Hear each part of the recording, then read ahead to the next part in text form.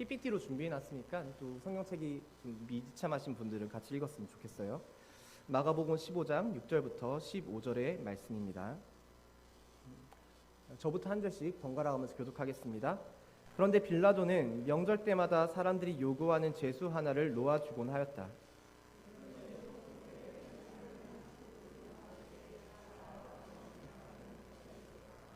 그래서 무리가 올라가서 자기들에게 해주던 관례대로 해달라고 빌라도에게 청하였다.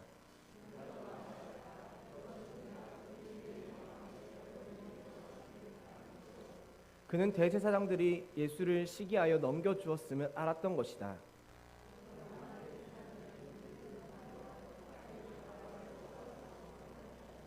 빌라도는 다시 그들에게 말하였다. 그러면 당신들은 유대인의 왕이라고 하는 그 사람을 나더러 어떻게 하라는 거요?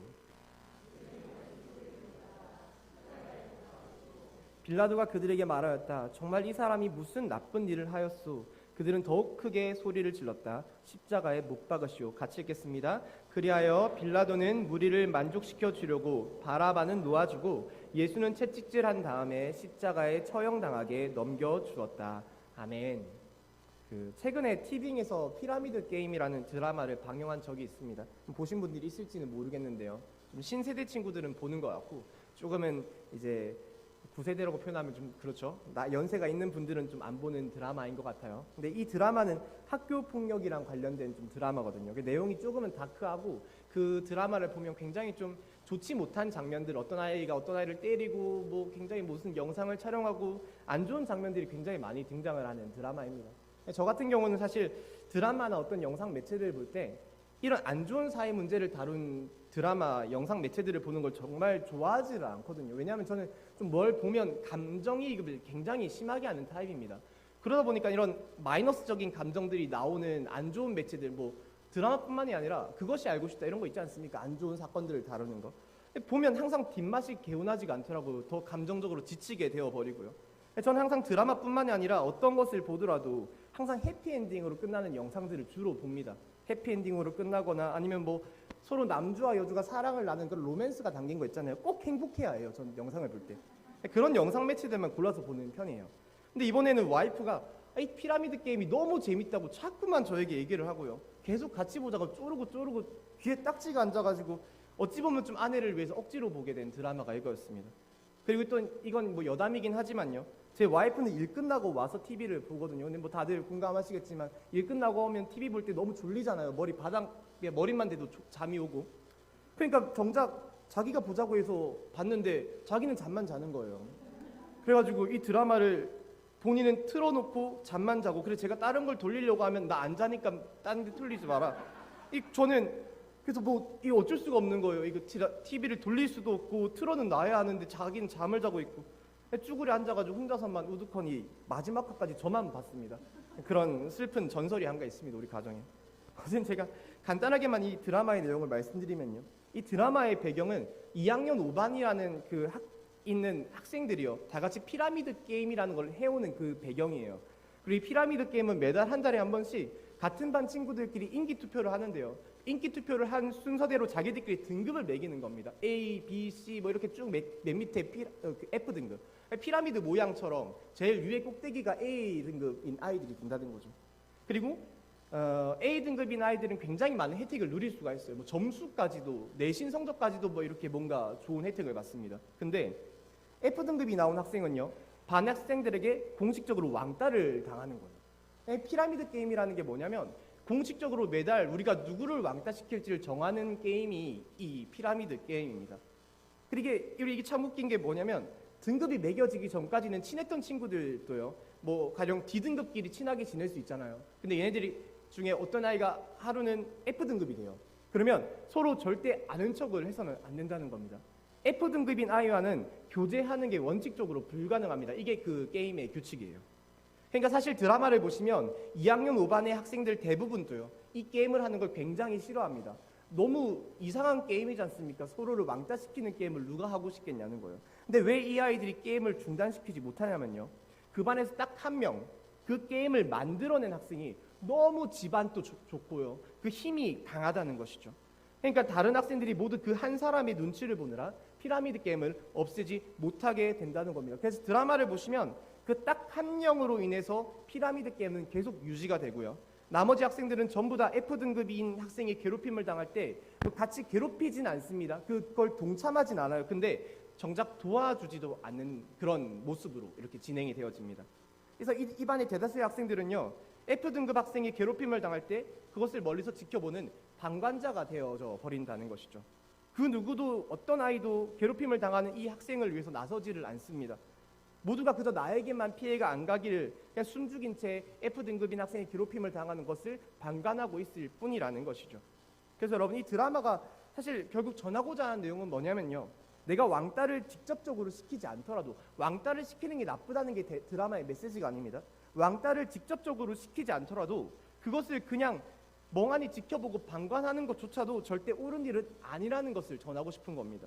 내가 사회적인 문제를 직접적으로 일으키는 사람은 아니에요. 내가 도둑질을 하는 사람은 아니에요. 근데 그것을 그냥 쳐다본 채로 방관하는 것 또한 결코 좋은 일이 아니라는 것이죠. 오늘 제가 드라마의 내용을 좀 길게 말씀드리는데 이게 너무 중요한 내용이라 그렇습니다. 여러분, 결국 이 피라미드 게임이라는 드라마는요, 마지막 화쯤에 가서 그 방관자의 위치에 서 있던 모든 학생들이 그들의 앞을 가로막고 있던 그 방관자의 벽을 깨 부숴버리고 우리들도 피라미드 게임을 하기 싫다라는 양심 고백을 함으로써 피라미드 게임이 사라지게 됩니다. 저는 드라마를 보면서 이 장면이 굉장히 인상이 깊었는데요, 이 학생들이 이 게임을 없애기 위해서 어떻게 하냐면요, 전부 다 자기의 SNS에 글을 쓰는 거예요. 우리 학교에 이런 이상한 게임, 피라미드 게임이라는 왕따시키는 이상한 게임을 하고 있다, SNS 인터넷상에 막 뿌리는 겁니다. 그런 글들을. 근데 그 글을 쓰면서 제가 참 인상 깊었던 것은 단 한 명의 아이들도 나는 이런 피라미드 게임이 우리 반에 진행되고 있지만 나는 그래도 왕따를 시키진 않았습니다. 나는 F등급인 학생을 괴롭히진 않았어요. 나는 나쁜 사람이 아니에요 라고 글을 쓰는 게 아니라요, 이렇게 자기 변호하는 말을 하는 게 아니라 이 아이들이 모두가 나도 이 게임에 암묵적으로 동참한 방관자였습니다라고 고백을 한다는 겁니다. 나는 방관자였으니까 난 나쁘지 않은 사람이에요, 나는 잘한 거예요, 괴롭히지 않았어요 라고 말하는 게 아니라 너도 나도 인터넷상에 나도 방관자입니다, 나도 이 게임을 동참한 방관자입니다, 못난 사람입니다, 양심의 고백을 하게 된다는 겁니다. 그러면서 이 게임을 없애게 됩니다. 여러분, 이 드라마에서 나왔던 나는 방관자입니다라는 아이들의 고백이요, 너무나도 마음에 와닿았습니다. 뭐 나쁜 일은 하지 않았지만 그래도 좋은 일도 하지 않은 나는 방관자였습니다. 그게 아이들의 회개 제목이었다는 거예요. 그게 죄라고 아이들은 생각을 했다는 겁니다. 그래서 설교의 제목으로 정해봤습니다. 이제 오늘 말씀을 잠깐 보시면요, 오늘 본문의 말씀에서 나오는 장면은 예수님이 십자가에 못 박히시기 전에 그 빌라도라는 로마 총독에게 재판을 당하시던 모습이죠. 본디오 빌라도는 예수님이 죄가 없다는 걸 알았습니다. 그래서 예수님을 풀어주고 싶어 했어요. 그래서 이스라엘 백성들을 이렇게 모아놓고요, 막 말을 한 거예요. 그게 6절부터 9절에 나온 내용인데요. 간단하게 한번 말씀드리겠습니다. 어떻게 빌라도가 얘기를 했냐면, 백성들아, 내가 너희들의 명절 때마다 꼭 한 명씩 죄수를 풀어주곤 했잖느냐. 근데 내가 이번에는 너희들의 왕이라고 불려지는 그 예수를 풀어주기를 바라는데 너희들은 어떻게 생각하니? 너희들도 그걸 좀 바라지 않니? 지금 빌라도는요, 예수님을 풀어주고 싶어서 유대인들에게 이런 제안을 했다는 거예요. 만약 백성들이 예수님을 풀어주세요 라고 말하면 냉큼 풀어주고 싶어서요. 이 죄가 없는 분을 사형시키는 게 그 사람도 얼마나 찝찝했겠습니까? 그냥 풀어주고 싶어 했습니다. 근데 말씀을 보시면 대제사장의 선동에 당한 사람들이 전부 다 예수님 풀어주지 말고 십자가에 못 박아 죽이라고 난리를 치고 있다는 것이죠. 우리가 이 13절부터 15절의 말씀 함께 읽어봤으면 좋겠는데요, 이 말씀 속에서 얼마나 백성들이 한 목소리로 예수를 십자가에 못 박아 죽이라고 말하는지, 그게 정말 생동감 있게 담겨져 있는 말씀. 저는 이 말씀을 읽을 때마다 그 장면이 머릿속에 그려집니다. 한번 다 같이 이 말씀 합독해서 읽어보길 바랍니다. 읽겠습니다. 그들이 다시 소리를 질렀다. 십자가에 못 박으시오. 빌라도가 그들에게 말하였다. 정말 이 사람이 무슨 나쁜 일을 하였소? 그들은 더욱 크게 소리를 질렀다. 십자가에 못 박으시오. 그리하여 빌라도는 무리를 만족시켜 주려고 바라바는 놓아주고 예수는 채찍질한 다음에 십자가에 처형당하게 넘겨주었다. 아멘. 여러분, 예수님 오늘 말씀 가운데요, 모든 사람들이 고함을 지르며 예수를 십자가에 못 박아 죽여라, 십자가에 못 박으시오 소리쳤기 때문에 십자가에 처형당하게 되셨습니다. 그곳엔 단 한 사람도 예수를 풀어달라고 말하는 사람이 없었어요. 저는 여러분 오늘 이 본문의 말씀을 읽을 때마다 사실 이건 뭐 어린 시절부터 계속해서 이 본문을 읽으면 떠올랐던 궁금증이 하나 있었거든요. 항상 이 말씀을 들을 때마다 이런 생각이 들었습니다. 어떤 생각이 들었냐면 여러분 왜 이곳에는 예수님을 풀어달라고 말하는 사람은 단 한 사람도 없었던 걸까요? 그렇지 않습니까? 여러분들이 이런 궁금증을 가져본 적 없어요? 이 말씀 읽으면서요? 왜 예수를 풀어달라고 말하는 사람은 한 사람도 없었을까요? 이 가운데 왜 모든 사람들이 미친 듯이 십자가에 못 박아 죽이라는 말밖에 하지 않았냐는 겁니다. 그 당시에 예수님의 인기가 하늘을 찌르던 시절이었습니다. 말씀만 전해도 그 주변 동네 모든 사람들이 몰려들어서 예수님의 말씀 한마디라도 더 들어보려고요. 옷깃이라도 한번 잡아보려고 난리를 쳤어요. 너무 사람들이 몰려드니까 예수님 얼굴 한번 보려고 그 나무 위에 올라가야지 볼 수 있는, 그래서 삭개오가 나무 위로 올라간 거잖아요. 예수님이 너무 많은 사람들에게 둘러싸여 있으니까. 정말 많은 사람들이 예수를 따랐다는 말입니다. 그리고 유대인의 수도인 예루살렘으로 예수님이 나귀를 타고 입성하실 당시에요, 온 유대 예루살렘 그 사람들이 나와가지고 자신 바닥에 엎드려 자신의 겉옷을 카페트처럼 막 깔아버리고요. 뭐 호산나 다윗의 자손이여 찬송하리를 돌아 주의 이름으로 오시니요, 경배를 하지 않냐는 거예요. 여러분 예루살렘에서 재판이 열렸어요. 그러면 그때 바닥에 엎드려서 예수를 경배했던 사람이 단 한 사람도 그곳에 없었겠냐는 말입니다. 그렇지 않습니까? 말이 안 되잖아요. 예루살렘에 온 사람들이 바닥에 엎드려 예수를 경배했는데 예루살렘에서 재판이 열렸는데 어떻게 예수를 살리라는 말이 한마디가 안 나올 수 있냐는 거예요. 그뿐만이 아닙니다. 최소 예수님이 일으키신 그 오병이어의 기적, 칠병이어의 기적 딱 두 개만 봐도요, 그 외에도 많은 기적을 일으켰지만 이 두 가지만 봐도 그 당시에 예수님의 기적을 눈으로 보고 그 음식을 받아 먹은 사람이 도합 오병이어의 기적은 5,000명, 남자만 해도 그 칠병이어의 기적은 4,000명, 9,000명이 넘습니다. 여러분 여자를 포함하면 2만 명이고요, 아이를 포함하면 몇 명인지 알 수가 없을 만큼의 인원들이 예수님의 기적을 눈으로 봤어요. 그렇다면 여러분 우리가 상식적으로요, 이 재판이 열리던 당시에 예수님을 따르던 사람이 이 장소에 단 한 사람도 없을 수가 있었겠냐는 것이죠. 상식적으로 저는 그러기는 불가능했을 거라는 생각이 듭니다. 분명히 재판이 진행되던 장소에 예수님의 기적을 눈으로 직접 보고 예수님의 말씀을 들었던 수많은 사람들이 함께 예수님을 지켜보고 있었을 거라는 말이에요. 그러면 그들은 이 재판에서 도대체 무엇을 하고 있었냐는 말입니다. 예수님 풀어달라고 말을 해야죠. 기적을 봤잖아요. 예수님이 구원자라고 메시아라고 능력자라는 걸 알게 됐잖아요. 근데 예수님 풀어달라고 말 안 하고 도대체 뭘 하고 있었냐는 겁니다. 저는 감히 예상컨대 여러분, 그들은 그곳에서 아무런 힘없이 붙잡혀서 재판당하신 예수님을 그저 멀리서 지켜보며 방관하고 있었을 것이라고 말씀드리고 싶습니다. 거기에는 분명 예수님으로 인해 병고침을 받았던 환자들도 있었을 거예요. 하지만 그들도 십자가로 끌려가시는 예수님을 향해서 소리 한번 못 지르고 그저 묵묵히 방관했습니다. 또 거기에는 베드로와 같이 예수님을 따라다니며 말씀을 통해 훈련된 제자들도 있었을 겁니다. 하지만 그들도 십자가로 끌려가신 예수님을 그저 방관하였습니다. 그곳에는 평소에 예수님을 정말 사랑한다고 고백하던 사람들도 있었을 거예요. 하지만 그들도 재판의 순간에 그저 방관자로 우두커니 그곳에 서 있을 뿐이었다는 겁니다. 입을 다문 채로요. 여러분 이 말씀 속의 장면에서요, 모두가 예수를 십자가에 못 박아 죽이라고 소리칠 때 그 아우성 가운데 숨죽인 채로 차마 예수님에게로 나아가지 못했던 수많은 방관자들이 이제는 이 말씀 가운데 좀 보이지 않으십니까? 이 말씀을 보시면요, 저는 좀 보이는 것 같습니다. 속으로는 나도 예수님에게 나아가야 한다는 걸 알지만 차마 용기가 없어서 주님에게 나아가지 못했던 사람들, 제자리에 우두커니 서서 예수님을 멀리서만 지켜보고 있던 그 수많은 방관자들이요, 저는 이 말씀에서 너무 많이 보인다는 말입니다. 그리고 여러분 이러한 방관자들은 이 말씀 속에서만 보여지는 게 아니라요, 바로 오늘날 우리 교회 안에서도 마찬가지로 너무 많이 보여지고 있습니다. 우리 마태복음 16장 24절의 말씀이 있는데 한번 같이 읽어보겠습니다. 마태복음 16장 24절의 말씀입니다. 읽겠습니다. 이에 예수께서 제자들에게 이르시되 누구든지 나를 따라오려거든 자기를 부인하고 자기 십자가를 지고 나를 따를 것이니라.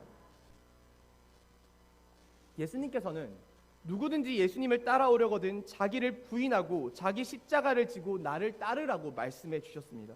전 이 말씀이 우리 믿는 자들의 삶이란 바로 이런 삶이 되어야 한다는 것을, 여러분, 우리 믿는 자들의 삶이란 바로 이런 삶이 되어야 한다는 것을 어떤 성경의 말씀 구절보다도 정확하게 말해주고 있는 말씀이라고 생각을 해요. 여러분 우리는 날마다 자기를 부인하고 십자가를 짊어지고 예수님에게로 나아가는 삶을 살아야 합니다. 근데 지금 한국 교회를 보면 이렇게 자신의 십자가를 짊어지고 예수님에게로 나아가려고 매일의 한 걸음을 내딛는 그 노력을 행하는 사람들이요, 너무나도 많이 보이질 않는다는 것이죠. 그렇지 않습니까, 여러분? 매일의 삶에서 예수님에게로 나아가려고 노력하는 사람들이 보이질 않는다는 거예요. 각자의 십자가를 어깨에 짊어지고 살아가는 그 예수를 향한 고난, 희생을 짊어지고 살아가는 사람들이요, 보이질 않는다는 겁니다. 이제 대부분의 교회 다니는 사람들의 어깨에는요, 더 이상 십자가가 보이질 않습니다. 예수를 향한 희생과 고난, 그것을 감당하려고 들지 않습니다. 대략 교회를 보면 지금도 예수를 멀리서 지켜보고만 있는요, 차마 나아가지 못하고 우두커니 서서 멍하니 제자리에 서 있는 그 신앙의 방관자들이 서 계시는 것을 보게 됩니다. 어떤 사람들은 매일의 삶에서 이제 말씀 묵상이라는 것을 전혀 하지 않는 삶을 살아갑니다. 분명 교회는 다니는데요, 예수는 믿는다고 말하는데요, 일주일을 돌이켜봤을 때 말씀을 단 한 구절도 읽지 않고 살아갑니다. 주님의 은혜가 있는 말씀의 묵상의 자리로 나아가질 않습니다. 이게 말씀 묵상의 방관자 아니겠습니까, 여러분? 이게 바로 예수님의 십자가가 있는 자리로 나아가지 않는 거잖아요. 또 어떤 사람들은 교회는 다니지만요, 이제 기도의 자리로 나아가질 않습니다.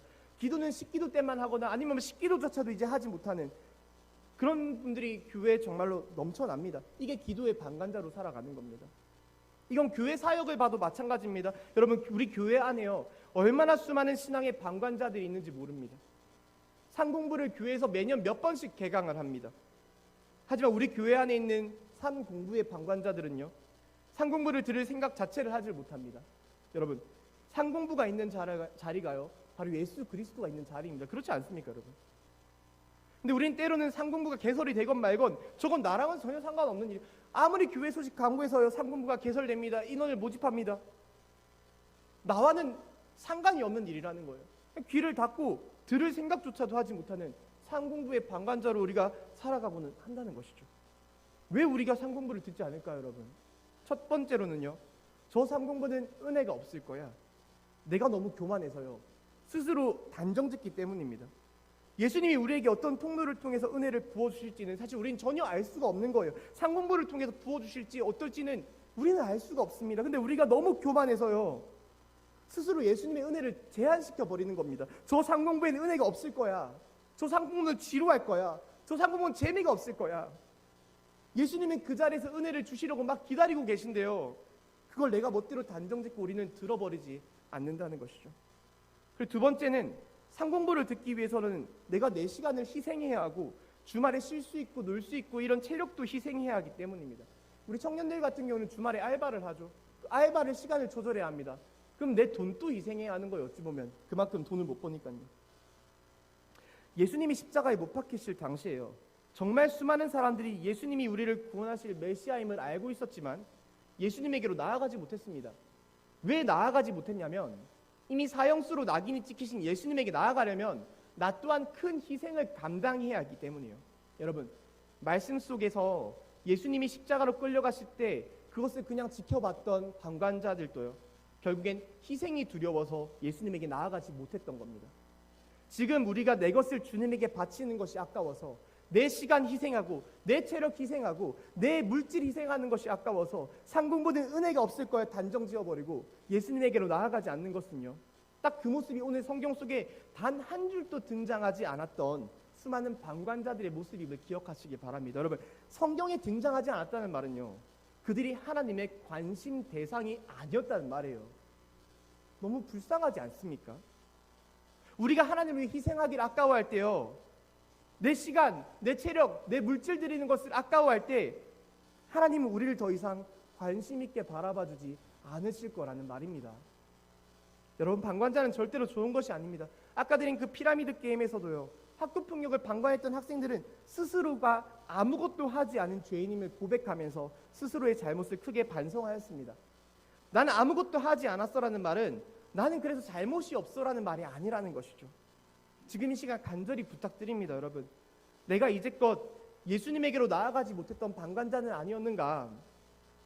내가 이제껏 예수님에게로 나아가지 못했던 신앙의 방관자는 아니었는가? 내가 이제껏 예수님에게 그 무엇도 드리지 못하고 살았던 방관자는 아니었는가? 스스로 점검해 보시길 바랍니다. 여러분들은 지금 어떠한 십자가를 짊어지고 어떠한 자기 부인을 통해 예수님에게로 나아가는 삶을 살고 계십니까?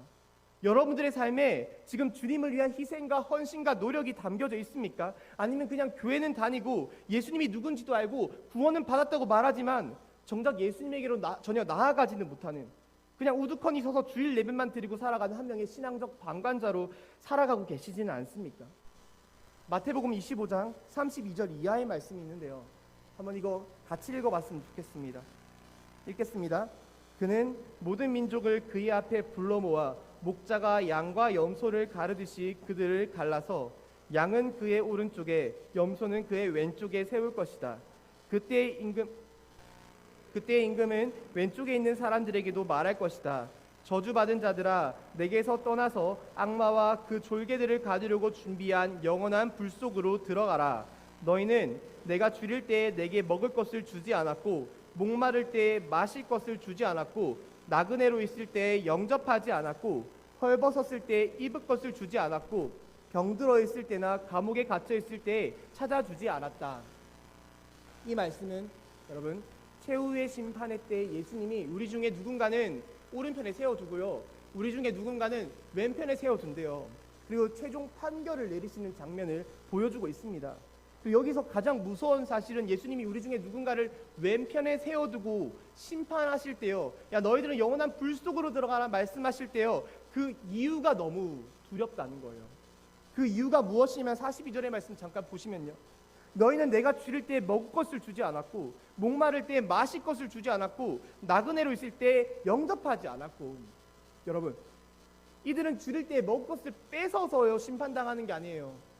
목마를 때 마실 것을 뺏어서 영원한 불 속에 갇히는 게 아닙니다. 나쁜 짓을 해서 못돼 먹어서 영원한 불 속에 갇히는 게 아니라는 거예요. 하나님께서는 지금 이 시간 우리에게 분명하게 말씀하십니다. 아무것도 하지 않는 것이 죄라고 말입니다. 아무것도 하지 않는 것은 죄입니다. 내가 딱히 교회에 분란을 일으키지 않아도요, 살아가면서 딱히 나쁜 짓을 저지르지 않았어도요, 내가 신앙의 방관자로 살아간다면, 아무것도 하지 않는 크리스천으로 살아간다면, 예수께로 나아가는 그 어떤 노력도 희생도 감당하지 않는다면, 여러분 그것은 죄라고 오늘 예수님 분명하게 말씀하고 계십니다. 46절의 말씀이 있습니다. 그리하여 그들은 영원한 형벌로 들어가고 의인들은 영원한 생명으로 들어갈 것이다. 내가 주님을 향해서 나아가려는 아무런 노력도 하지 않는 크리스찬일 때, 나는 스스로 구원받았다고 말할 수가 있겠죠. 그런데 그 구원은 죽은 구원 혹은 죽은 믿음일 수가 있다는 것입니다.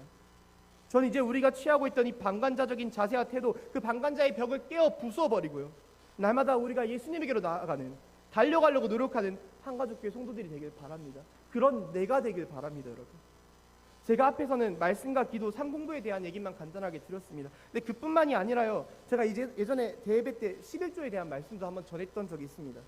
전 다른 헌금은 모르겠어요. 다른 헌금은 제가 신학대학원에 다닐 당시 배운 적이 없습니다. 이 헌금을 왜 해야 되는지에 대해서는. 근데 11조만큼은 제가 분명하게 신학대학원에서 배웠어요. 교수님이 말했습니다. 유학 다녀오신 분이요.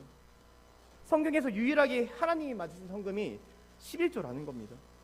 사람이 만든 게 아니라 하나님이 꼭 너는 나에게 10분의 1의 소득을 바치라고 직접 명령하여 만드신 헌금이 11조예요. 여러분, 그렇기 때문에 우리는 그것을 내 것이라고 생각해서도 안 되고요, 주님 앞에서 돈으로 인색해져서는 절대로 안 됩니다.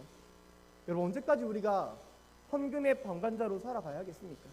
언제까지 11조의 봉투를 바라보며 우두커니 선 채 난 주님을 위해서 이렇게 큰 인생을 감당할 수가 없어라고 말씀하고 계시겠습니까? 그 방관자의 벽을 깨어 부수길 바랍니다.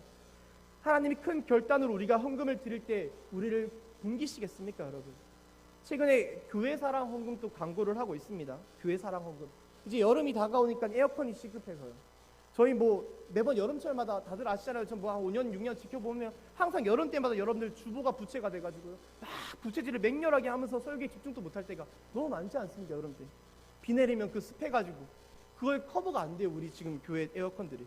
그거 고치려고 헌금하는 겁니다. 여러분, 또 음향이 매번 대표 기도할 때도 그렇고 마이크에서 막 치지 소리도 나고요, 이거 하울링도 심하고, 우리 차량팀도 엄청 스트레스를 받을 거예요. 차량팀 그 마이크 소리를 우리 믹서가 일관되게 이렇게 내보내지를 못해요. 그러다 보니까 가끔씩 어떤 마이크가 크게 들릴 때도 있고요. 어떤 마이크는 차량팀 신고가 부르는데 잘 들리지도 않는 것처럼 들릴 때가 있습니다. 이게 다 음향의 문제거든요. 여러분, 그거 제대로 손보자고 모으는 게 교회 사랑 헌금입니다. 말은 교회 사랑 헌금이지만 이거 그냥 주님 사랑 헌금이에요. 주님 사랑 헌금. 이 주님을 향해 예배 드릴 때 더 잘 예배 드려보자고 모으는 헌금이 주님 사랑 헌금, 교회 사랑 헌금이라는 거죠. 제가 생각을 해봤습니다. 우리 교회 성도님들이 모두가 다 동참하신다는 가정하에요. 일주일에 10,000원 혹은 20,000원씩요. 한 달에 4주죠. 그 정도만 헌금하면 음향 고칠 수가 있더라고요. 여러분, 근데 내는 분들은 내는데 아직까지도 그 헌금에 동참하지 못하는 분들이 계시다는 거예요. 오늘 말씀 가운데 은혜가 있는 분들은요, 그 헌금에도 꼭 동참해 주시기 바랍니다. 우리 청년들도 기억하시길 바랍니다. 여러분, 헌금 설교하면 성도님들이 싫어하신다라는 얘기를요, 목회자가 되고 너무 많이 들었습니다. 그래서 헌금 설교하면 안 된다고 막 그런 얘기를 하시더라고요. 저는 그래도 말씀드리고 싶습니다. 이게 제가 뭐 그 헌금이 많이 들어오면 제 사례비 인센티브가 붙어서 뭐 그러면 제가 아무 말도 못하겠죠. 양심에 꺼리 껴가지고. 저는 그냥 동일하잖아요. 여러분, 하나님이 전하러 저에게 주신 말씀인데, 저는 하나님께서 우리 성도님들에게 전하고 싶은 말씀을요, 성도님들이 싫어하시니까이란 이유로 전하지 않고 싶지는 않습니다. 그래서 사실 우리 한가족교회 성도님들은 그 정도의 마음밭이 되는 것 같아서 말씀드리는 겁니다. 그리고 마지막으로 우리는 간증의 방관자로 살아서도 안 됩니다. 여러분, 내가 교회를 다니면서 1년 동안 단 한 번도 간증을 하지 않았다라고 생각되는 분들이 계십니까? 그러면 이 시간 회개하시길 바랍니다. 간증은 뭐 세미나를 다녀와야지만, 뭐 수련회를 다녀와야지만, 이제 목연수 다녀오면 또 간증 있겠죠. 그때만, 특별한 일이 있을 때만 간증하는 것이 간증이 아닙니다. 여러분, 최소한 제가 청년 시절에 간증을 처음 배울 때요, 저는 그렇게 안 배웠어요. 간증은 그냥 오늘 말씀이 은혜로우면 다음 주에 그 은혜를 성도님들 앞에서 고백하는 게 간증입니다. 여러분, 그렇지 않습니까? 내가 일상을 살아가면서 감사한 일이 생겨요. 그냥 그 감사한 일을 그 주에 고백하는 것이 간증입니다. 그 감사의 고백을 예배 시간에 그냥 우리는 가감없이 주님 앞에 간증하면 된다는 거예요. 오늘 이 말씀을 통해서 다음 주에 간증자가 세워지면 얼마나 은혜롭겠습니까? 우리 한가족 교회가요, 저는요, 뭐 여름에 여름 성경학부, 뭐 여름 수련회, 세례식, 이런 특별한 행사에서만 간증이 넘쳐나는 교회가 아니라요, 일상의 감사, 일상의 은혜에 대한 간증이 넘치는 교회가 되길 바랍니다. 아, 이거 나한테 주시는 말씀인 것 같은데라고 지금 마음에 울림이 있는 분들 계십니까? 다음 주에 간증하시길 바랍니다. 또 그 다음 주에 매주의 설교를 우리가 간증 자리에 설 수 있기를 바랍니다. 아, 목사님, 저는 근데 글을 못 써가지고, 나는 성격이 소심해서 말을 더듬어서 간증은 못할 것 같아요. 혹시 이런 분들이 계시다면 여러분 전혀 개념치 마시기 바랍니다. 제가 살아보면서 느끼는 건데요, 성도님들이 목사 설교 못하는 건 욕해도요, 같은 성도 간증 못하는 걸 욕 안 하더라고요. 그렇지 않습니까? 한 번도 그 간증의 은혜가 안 된다고 욕하는 성도님들은 제가 본 적이 없습니다. 그냥 간증은 내게 주신 하나님의 은혜를 자랑하는 것일 뿐입니다. 그건 하나님이 영광 받으시는 일이죠. 우리가 설교처럼 누군가에게 은혜를 끼치기 위해 전하는 메시지는 아니라는 거예요. 그러니까 부담을 가지실 필요가 없습니다. 그냥 가벼운 마음으로 이 자리에 서서 주님께 영광 올려드리시길 바랍니다. 그 순간 주님은 더욱더 기뻐하실 겁니다. 사랑하는 여러분, 저는 우리가 이 시간부로 더 이상 간증의 방관자로도 서지 않기를 권면드립니다. 최소한 1년에 한 번입니다. 기억하시기 바랍니다. 1년에 한 번. 기회가 얼마 없습니다. 1년에 한 번 간증이 우리의 입에서 흘러나오길 소망합니다. 이제 마지막으로 이 말씀을 읽고 이제 말씀을 맺겠습니다. 갈라디아서 2장 20절의 말씀입니다. 너무 글씨가 작은가요? 크게 읽도록 하겠습니다. 읽겠습니다. 내가 그리스도와 함께 십자가에 못 박혔나니 그런즉 이제는 내가 사는 것이 아니요 오직 내 안에 그리스도께서 사시는 것이라. 이제 내가 육체 가운데 사는 것은 나를 사랑하사 나를 위하여 자기 자신을 버리신 하나님의 아들을 믿는 믿음 안에서 사는 것이라. 아멘. 여러분, 저는 믿음이란 내가 죽고 예수로 살아가는 것이라고 생각합니다.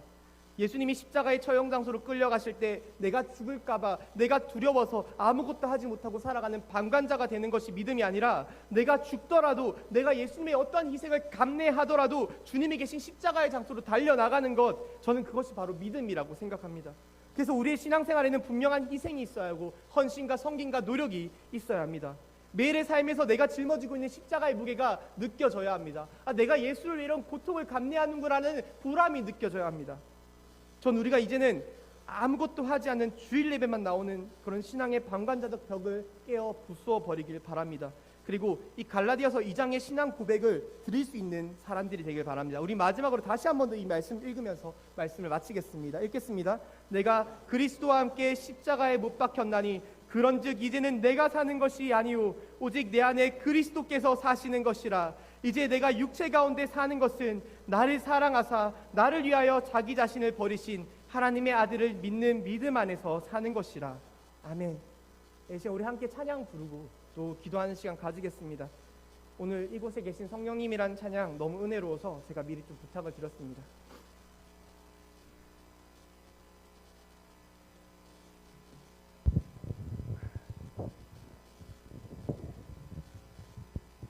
우리 닫힌 마음 문을 열고 이 찬양을 통해서 우리가 정말 주님께 결단하고자 하는 바, 내가 짊어져야 할 십자가는 무엇인가, 내가 지금 방관하고 있었던 나의 신앙생활의 모습은 무엇인가 한번 돌이켜보시고 고백할 수 있기를 바랍니다.